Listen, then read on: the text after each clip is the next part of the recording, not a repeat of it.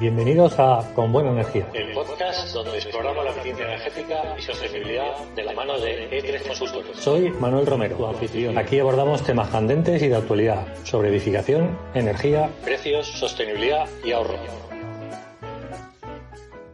103.7. Estás escuchando Es Radio.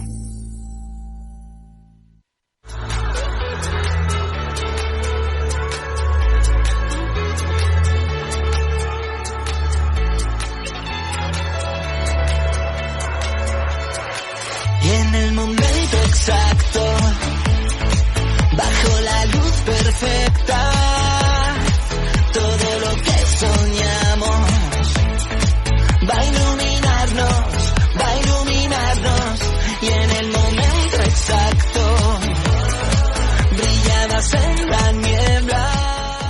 Seguimos y estamos en el momento exacto, porque ya está aquí nuestro asesor energético de cabecera, nuestro estimado Manuel Romero, temporada 4 de un programazo que siempre ofrece unos tips y unos consejos súper interesantes. Y también abrimos en muchas ocasiones debate sobre temas que conciernen a la actualidad más latente.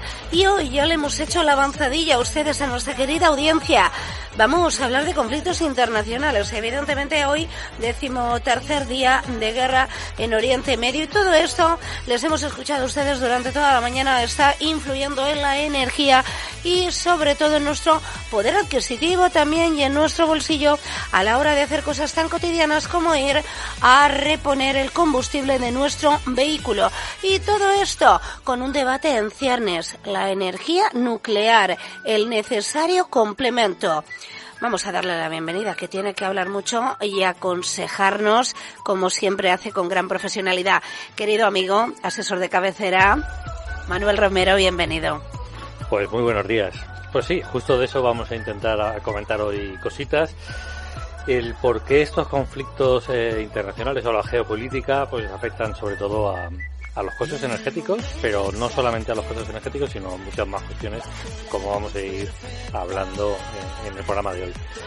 Tú lo has dicho, las tensiones que estamos viviendo estos últimos días, tensiones militares en el Golfo Pérsico, están afectando, ya están empezando a pasar factura en los precios del petróleo, van a afectar al gas, van a afectar también a la electricidad que consumimos diariamente.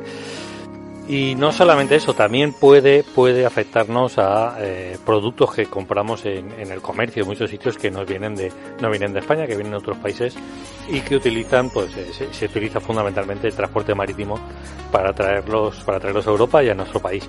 De todo eso es de lo que vamos a intentar un poco hablar hoy, discutir y plantear ideas.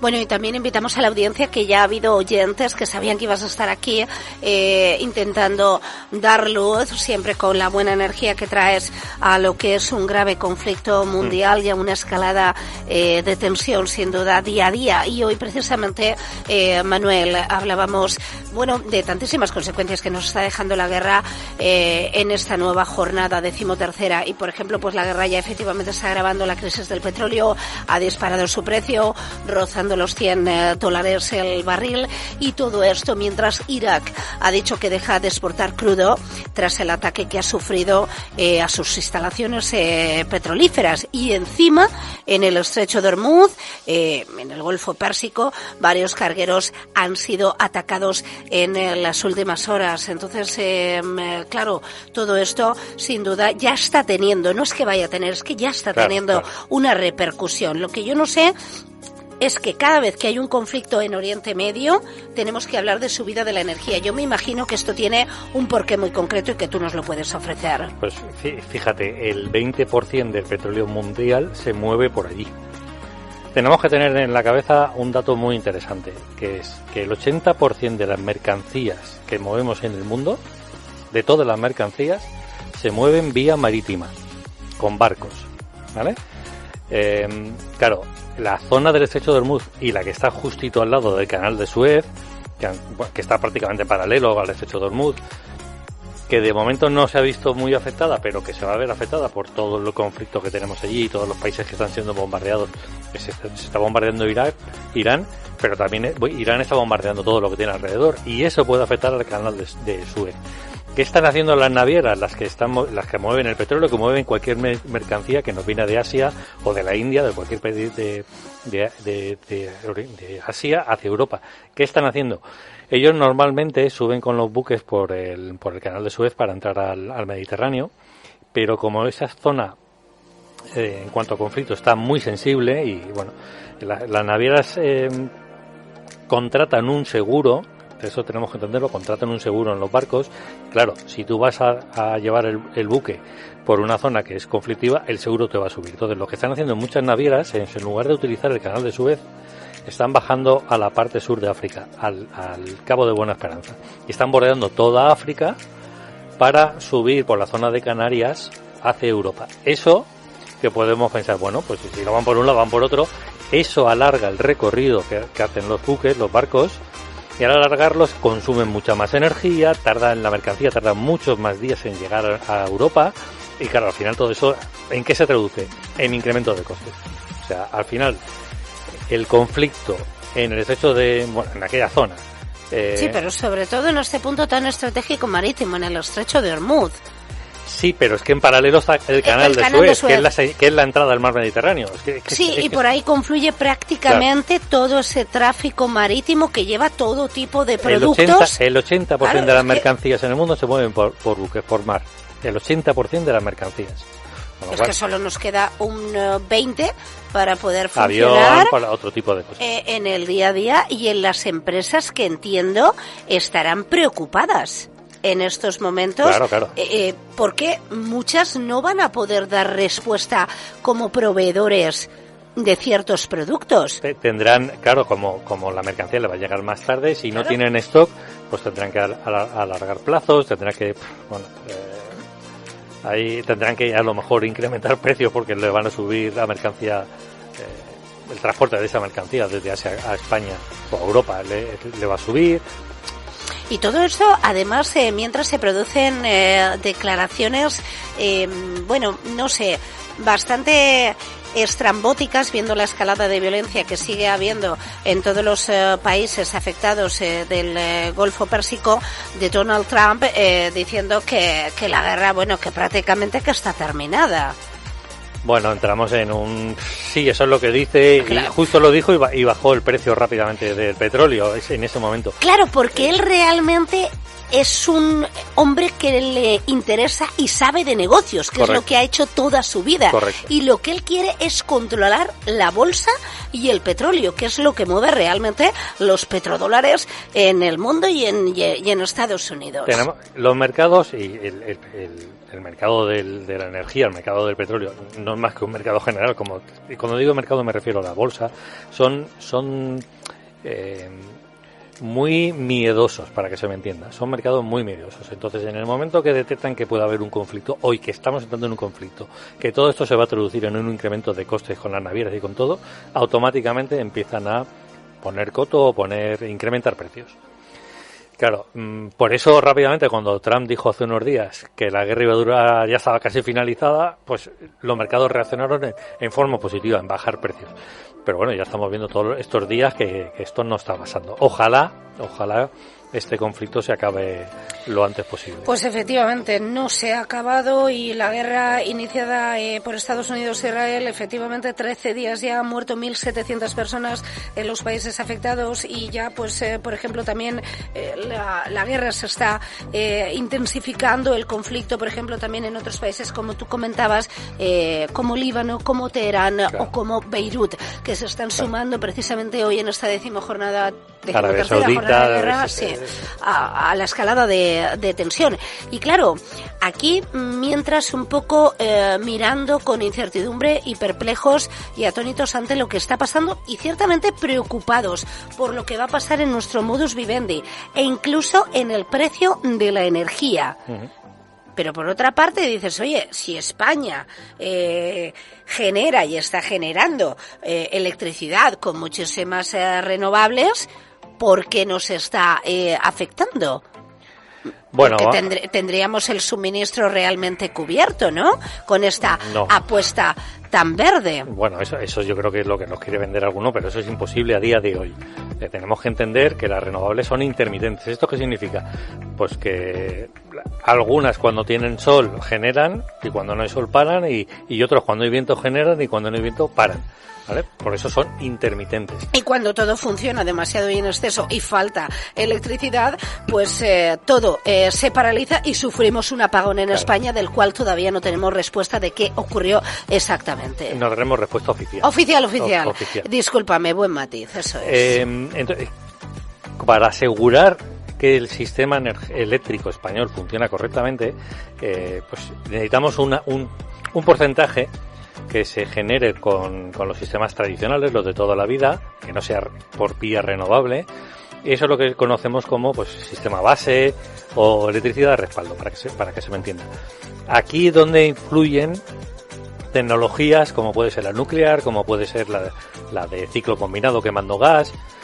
Tenemos que entender que el precio de la electricidad realmente tiene como dos apartados. Un apartado técnico, que es, oye, según van entrando distintas tecnologías, con el coste de cada tecnología, eso influye directamente en el precio. Eso es una cuestión absolutamente técnica. Que aquí la peculiaridad es que el precio la marca la tecnología más cara, que normalmente es la última que entra en generar, y la tecnología más cara a día de hoy es el quemar gas, utilizar el gas natural. Eso por un lado, que es una cuestión técnica de cómo funciona el mercado eléctrico español, no tiene más. Y la otra cuestión son las decisiones políticas.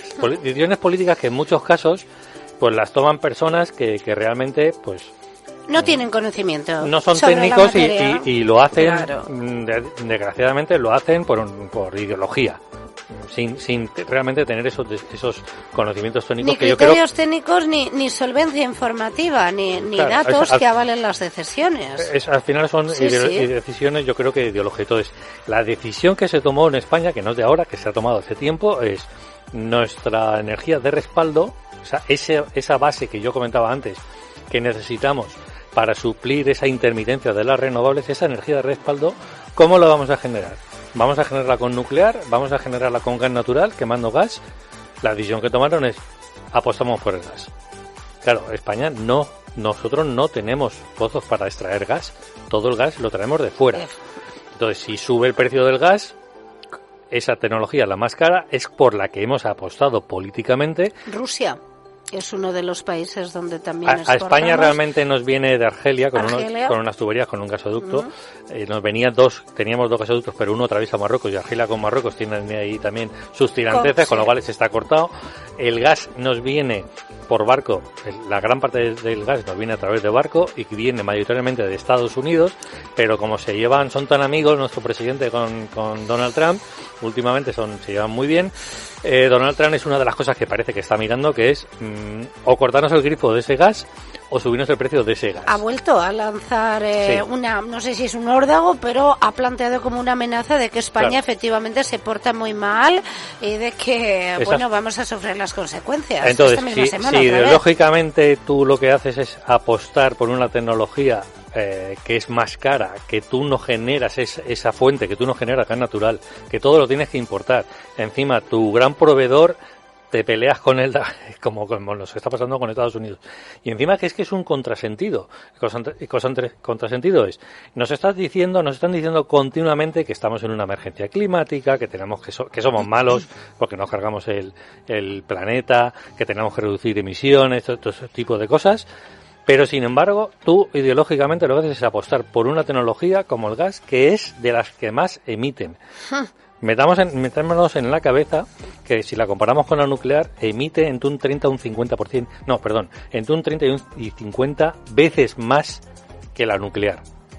Emisiones. Entonces, es que no tiene emisiones de CO2 tan contaminantes a la atmósfera y que efectivamente va contra los protocolos estos verdes que se firman y que están dentro de ese Agenda 2030, Pacto Verde Por un lado me dices que tenemos emergencia climática y tenemos que reducir emisiones y tal, pero por otro lado apuestas por una tecnología que es más contaminante. Esto no tiene ningún sentido, como digo. Precisamente dentro de todo este asunto de la electricidad, últimamente sabemos que también se ha vuelto a poner en escena el debate sobre el uso de la energía nuclear. Y a mí me gustaría ofrecer unos datos, y ahora que analicemos, Manuel, porque en la actualidad España, nuestro país, tiene 7 reactores nucleares activos en 5 centrales: Almaraz, Ascó, Cofrentes, Trillo y Valdeollos 2. Esto con un plan acordado entre el Gobierno y las eléctricas que prevé un cierre progresivo entre 2027 y 2035 dentro de ese objetivo, a colación de lo que dices, ideológico de aumentar las renovables. Y todo esto sabiendo que la energía nuclear aporta aproximadamente un 20% de la electricidad anual, un 25 en 2000. Y más del 30% de la electricidad libre de lo que estabas diciendo, de las emisiones de CO2. Entonces, claro, yo entiendo que es normal que viendo lo que está pasando esté el debate de los que se encuentran a favor con argumentos de mantener o ampliar las energías nucleares. No sé tú, Manuel Romero, te iba a llamar Manuel Energético. me gusta también, Lo podrías. Manuel Energético, Pablo Luz. Me gusta. Manuel Romero, no sé tú lo que nos puedes dar sobre este debate que se está poniendo cada vez más de relieve, pero que, recogiendo esto de que tú dices que el Gobierno normalmente con este asunto adopta decisiones ideológicas, resulta que también nos hace confrontar en el país con esto, porque dice que normalmente los que están a favor de complementar con la nuclear son las ideologías o partidos de derecha o ultraderecha. Esto también se ha escuchado. A ver, yo creo que esto no es una cuestión de partido, no debería ser ni cuestión de partido ni de ideología. Yo siempre he dicho, y últimamente insisto en ello, que los políticos se deberían de abstener de entrar en cuestiones técnicas del tipo que sean. O sea, que si van a tomar una decisión que afecta a la medicina, pues esa decisión la debería tomar un médico, no un político que no tiene su formación. Y así en todo. Acabas de decir que el Gobierno hace unos cuantos años, junto con las propietarias de las nucleares, decidieron una planificación para el cierre de nucleares. Sí, entre 2027, próximo año, y 2035. Eso es correcto, pero esas mismas compañías ya le han pedido al Gobierno que eso se elimine y que se amplíen los años. O sea, las propias propietarias ya le está diciendo al Gobierno que quieren ampliar los años, que esa planificación de cierre se quite, se elimine. Y le harán caso. Con lo cual, a día de hoy, si se mantiene, ya no es una decisión de las empresas propietarias, es una decisión exclusivamente del Gobierno. ¿Pero quién manda? Porque últimamente parece no sé, todo nos recuerda a lo que es el totalitarismo. Aquí manda un líder supremo, es como yo lo digo, lo que yo digo cuando yo lo digo, y los demás me pongo un chubasquero y que caiga todo. Hay otra cuestión que también tienen que conocer nuestros oyentes. No solamente no está, iba a decir no haciendo caso, sino no se está reuniendo con estas empresas energéticas para ver realmente si esto es viable o no, lo que están planteando de ampliar los años de vida útil de las nucleares y no cerrarlos como estaba programado. No solamente eso, sino que las está cargando de impuestos a las centrales nucleares, de muchos más impuestos y muchos más cargos, de manera que a las propietarias llegue un momento que no les sea viable tenerlas abiertas. Entonces, si no les es viable económicamente tenerlas abiertas, la propia empresa va a decir, pues las cerramos.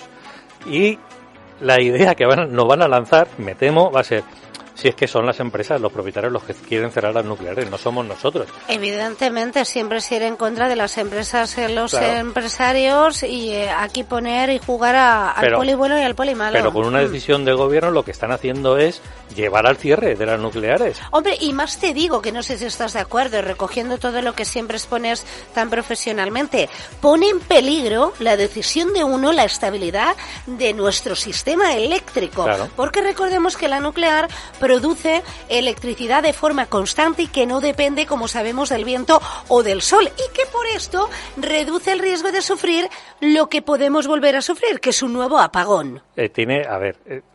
Tiene bajas emisiones, es decir, como todo, que tiene sus bondades, que puede ser un complemento. Como todo en esta vida tiene sus lados buenos y sus lados malos, como todas las tecnologías. O es que las renovables no lo tienen, todas tienen cosas buenas y cosas malas. Por ejemplo, mira, otra cosa buena que se habla muy poco, la superficie que ocupan. Una central nuclear para generar 1.000 gigavatios hora al año. Voy a comparar varias tecnologías, sí, para que se me entienda. Para generar 1.000 gigavatios hora año, una central nuclear necesita entre 1 y 4 kilómetros cuadrados de superficie.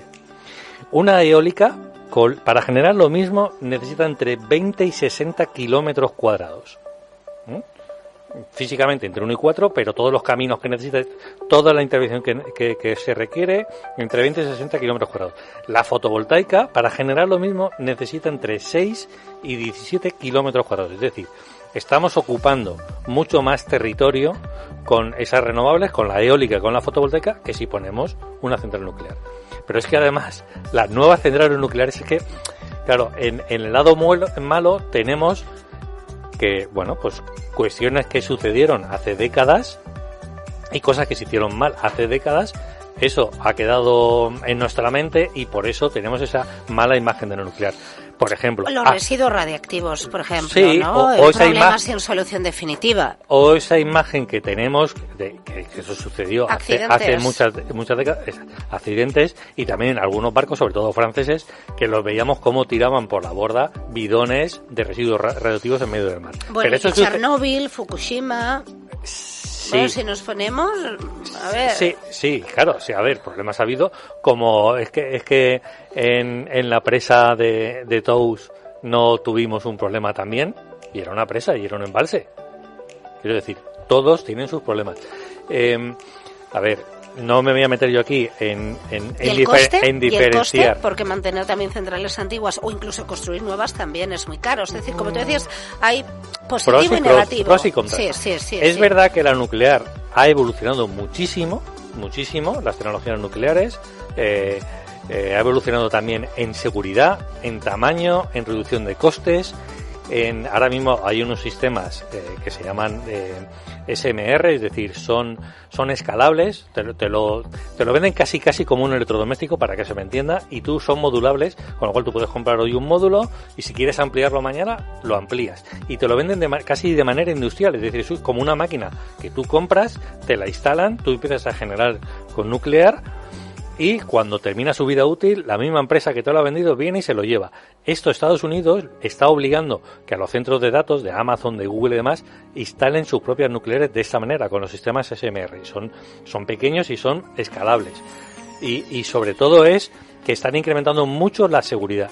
Y respecto a los residuos, es verdad que las tecnologías antiguas, viejas, de generación con nuclear, generaban unos residuos y bueno, que había que gestionarlos con un almacén o de alguna forma, pero es verdad que las tecnologías modernas se permiten coger esos residuos que tenemos almacenados y volverlos a utilizar como combustible. Rusia ya ha puesto en marcha alguna central nuclear que lo que hace es reutilizar esos residuos, o sea que podríamos sacar los residuos de ese almacén y reutilizarlos y volver a sacar, sí, porque se utiliza muy poco, creo que es un 6, un 8%, muy poco se aprovecha para generar en el Qué sistema interesante, nuclear. O sea que hay avances tecnológicos e incluso medioambientales con esta reutilización que estás hablando de procesos que tienen que ver con la nuclear. O sea que como siempre todo depende de la voluntad política. Volvemos al principio. Como en todo. O claro. Es que Ursula von der Leyen hace 2 días ha dicho que fue un error para Europa tener la política de cerrar las centrales nucleares, y está empezando a abogar por ponerlas en marcha otra vez o ampliar las centrales nucleares. La propia von der Leyen le ha dicho a Europa que fue un error. ¿Vale? Esto pasó hace 2 días. Claro, pero entonces es que vamos a ver, es que el único que está contra todo es el de siempre. España efectivamente es el único país de Europa siempre, y casi del mundo que ha dicho que va a cerrar las que tiene, que somos el segundo país de Europa con más reactores nucleares, el segundo después de Francia. Francia tiene muchísimo más que España, pero somos el único país de Europa y casi del mundo que ha decidido cerrarlas y no ampliar. Fijaros en lo bueno que tienen los 2 sistemas SMR que yo estaba comentando antes. El problema que tenemos con las centrales es que están muy alejadas de los puntos de consumo. Por ejemplo, nosotros estamos aquí en Elche y la central está en Cofrentes, está a 100 y pico kilómetros de nosotros. Hay que generar energía eléctrica y hacer el transporte, y en todo ese proceso se producen pérdidas. Los SMR, estos sistemas nucleares escalables, como decía, y de menor tamaño, permiten que se instalen muy próximos de los puntos de consumo. Es decir, en una ciudad grande podríamos tenerlo a las afueras de la ciudad. Claro, hombre, nadie quiere, y además esto sí que está arreglado con una directiva férrea, te quiero decir, con unos protocolos de seguridad. Nadie quiere que le pongan una central nuclear ni un almacén de residuos nucleares en su municipio, en su pueblo. Sí, claro, nadie quiere, pero que se lo pongan al vecino. Ya, alguien hay que ponérselo, ¿no? Esto claro, pasa como en las antenas de telefonía. Realmente nadie quiere que nos la pongan arriba de nuestra terraza y que nos llegue al cogote, pero sí, esto ocurre. Pero yo creo que es un poco por desconocimiento y por esa imagen mala que tenemos por cosas que se hicieron muy mal en el pasado.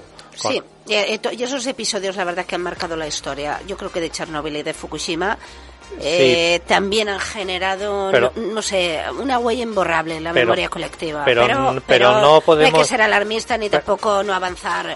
Pero en el caso de Chernóbil no podemos asimilar esa tecnología que había en Chernóbil, asimilarla a la que tenemos en Occidente. No tiene nada que ver ese reactor con el que tenemos en Occidente, nada que ver.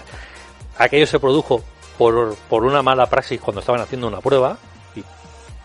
Bueno, forzaron el reactor para que se me entienda y por eso se produjo el accidente en Ucrania. Bueno, entonces era la Unión Soviética, pero ahora es Ucrania.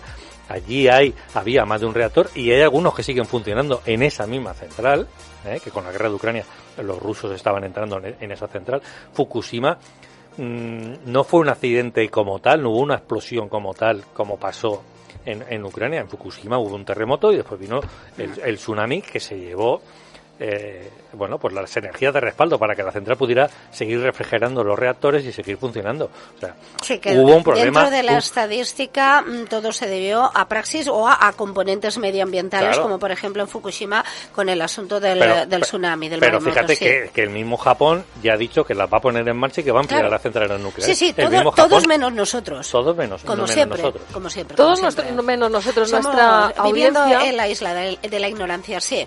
Nuestra audiencia en el 601-433-324 nos decía, antes mencionábamos que un oyente preguntaba que ya que venía Manuel Romero a hablar de energía, que preguntáramos qué hace Teresa Rivera, vicepresidenta de la Unión Europea, apostando por la energía nuclear cuando era ministra de España, cerrándola. Y ahora que estás diciendo todo esto, Manuel Romero dice, y la responsable de cerrarlas en España, ahora que está en Europa, ¿qué dice? Porque no la hemos oído precisamente decir nada. Así que, desde luego, Teresa Rivera pues tiene un doble rasero. Si se acuesta en Bruselas, piensa bien para las centrales nucleares, y si se acuesta en España, las cierra. Desde la Dana de Valencia no sé nada de Teresa Rivera. ¿Alguien sabe dónde está? No. ¿Y en la Dana de Valencia la viste? ¿Habló? No, es que algo. Desde entonces no desapareció. Sé nada. No lo sé. Así es. Bueno, pues justo lo que tú has dicho, que cuando está fuera de España no está cerca de su jefe, toma unas decisiones y cuando viene aquí pues toma otras. Mira, lo que hablábamos de las ministras palmeras, sumisas feministas que piden el no a la guerra y dicen Super Sánchez cuando están a su lado, pero cuando se van... El superhéroe Sánchez, te lo has perdido, Manuel Romero. Estarías en tu oficina haciendo lo propio de consultor energético, te enviaré esas declaraciones porque es como para escucharlas. Le he llamado superhéroe, que es el superhéroe de todos los españoles. Bueno, eso dice ella, a ver. Mientras lo decía, con las plumas bailando y a falta de una capa en el escenario de Soria. Bueno, pues tenemos que llegar hasta aquí con este programa de Con Buena Energía. ¿Qué puede pasar en los próximos años, Manuel Romero? Pues oye, pues seguro que todo va a depender de los políticos tras las elecciones, de la evolución del precio de la energía, de avances en el almacenamiento eléctrico y también de esto que tú has comentado, de la presión de la Unión Europea sobre la seguridad energética. Estas palabras de Ursula von der Leyen yo creo que también pueden generar cierto precedente para volver a darle más fuerza al debate sobre la vuelta a la energía nuclear. Yo creo que en los próximos años vamos a ver un cambio en España y creo que si no vamos a ampliar centrales, por lo menos le van a dar más años de explotación a las centrales nucleares.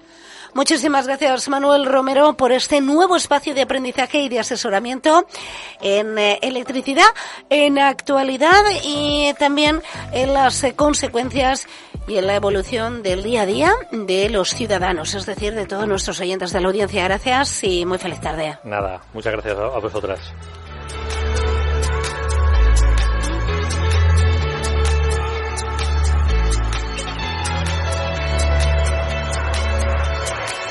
y en el momento exacto, bajo la luz perfecta, todo lo que soñamos va a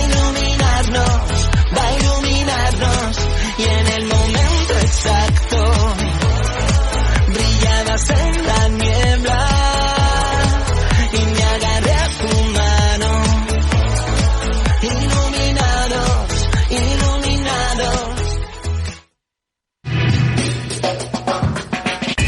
Es entretenimiento, es información, es radio. Elche 103.7.